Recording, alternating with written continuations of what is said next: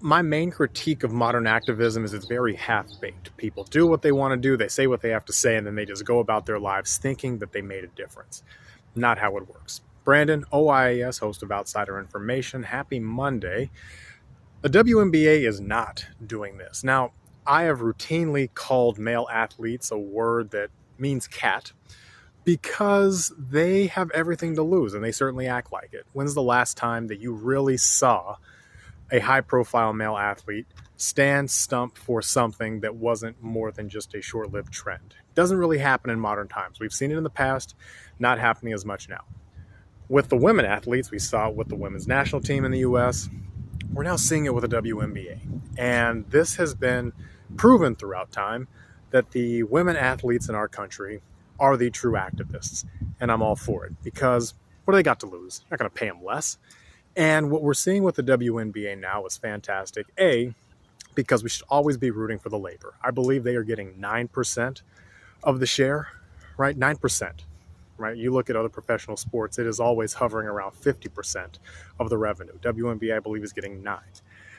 They are headed for a work stoppage. And when you see everything that went down last week, and that's why I didn't chime in until today, I wanted to see what else was going to happen. Whether it was Nafisa Collier calling out the commissioner, other players backing in. There was a meeting that was going to be between Collier and the WNBA commissioner that was canceled because of irreconcilable differences. We are headed somewhere unprecedented in sports. Not necessarily a work stoppage, but the way it's going to happen. And I've been critical. I'm going to be honest. I've been very critical of how some of this has played out with some of the messaging that the players were making. It seemed individualized.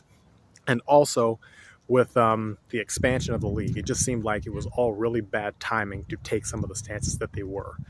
But they are united. And I think this is great. And I think we're going to see something that we haven't seen in sports for a very long time. A work stoppage where the players have the leverage. And they do. The WNBA would be nothing without the current players that exist. The league is not worth as much. The players are worth more than the league itself. And it's rare. And I want to see how it plays out. And I'm excited to see how it plays out. Other union news, Uber drivers in California got the right to unionize. That is exciting. 800,000 of them, becoming the second state to do so. Massachusetts being the first. So far, a good week for the labor, for the employee, which again, we should always be rooting for in any circumstance, because the moment you don't is the moment that you could be the one looking to fight to get what you need in the workplace. So we will stay tuned. As always, if anything resonates, give a like, subscribe, and engage. We will see you next time.